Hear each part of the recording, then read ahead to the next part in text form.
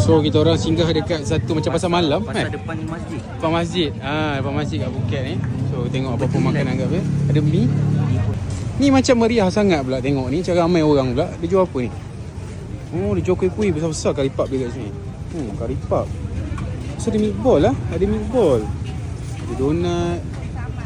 5 baht. 5 baht dalam berapa ringgit? Tak pasti berapa ringgit 5 baht berapa ringgit weh? Pusing-pusing. Macam takoyaki tapi bukan. Macam-macam lah. Wow, apa ni? Skewer. Chicken ah? Chicken. Dia macam skewer tapi dia chicken. Ini ada yang dekat pasar Skewer. Food Fest. Dah ni daging susu. Apa nak daging Daging susu. Daging susu ada kat sini. 10 baht. Itulah. Macam kat Food Fest. Macam kat buffet tapi murah lagi kan? 5 baht. Tu. Jom. Best. Dekat depan masjid ni ada banyak macam-macam pasar malam. Malam orang Islam. Orang Islam. Dia cakap Phuket ni banyak gila masjid tu. Banyak gila nampak orang pakai tudung orang Islam. So tak susah banget cari makanan halal kat sini tengok. Dia memang banyak loceng kat sini. Tengok ada loceng. Berapa ringgit? Loceng kat sini semua kedai jual loceng. Kedai jual loceng. Ada macam pasar malam ada jual agung. Buah Air buah. Ni apa ni? Dia macam rojak. 20 baht. 20 baht berapa ringgit? 20 baht 2-3 ringgit lah. 20 baht. Mari kita tengok 20 baht berapa. 20 baht 2 ringgit 59 sen. So ni 2 ringgit 59 sen. Before this aku ingat macam Krabi je yang banyak Islam tau. Tapi bila pergi Phuket aku jumpa banyak gila orang Islam tu. Aku rasa masjid dekat sini dekat berpuluh-puluh. Ni salah satu masjid yang besar. Aku pergi dekat Poklok. So kat ni depan masjid ni ada macam pasar malam. Which is yang jual ni semua orang Islam. So memang best gila dan makanan ni pun murah-murah. Macam kata lah 5 baht.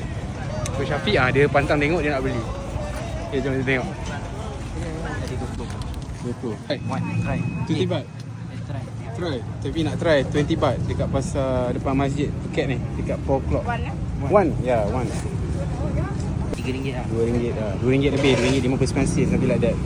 Makan terus. Panas. Cepat lembut. Dalam dia ada tak ada apa.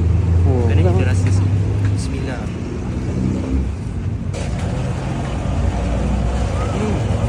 Familiar. Itu bukan rasa. Rasa ni familiar. Aku lupa nama benda ni. Kaya bol kan? Dia kaya bol. Sekejap. Syafiq, 10 baht je Bik. 10 baht besar macam ni. 10 baht RM1. RM1 lebih. Banyak. Beli apa-apa 100. Habiskan je lah 100. Jangan beli kat sini. You want how much? 10? 10 baht. Oh, 10 baht. Oh, 30 je Ni macam jual pasar basah Bik. Ni pasar basah. So pasar basah dalam masjid ni. Ni tengok tapi ni jual makanan apa tu? Macam menarik je. Aku macam tertarik. Aku tengok akak tu jual apa? Macam ni tom yum bowl. Macam ni macam bot noodle. Ni berapa harga ni? 60 baht. Okay, mangkuk dia pun style. Jom. Nak makan?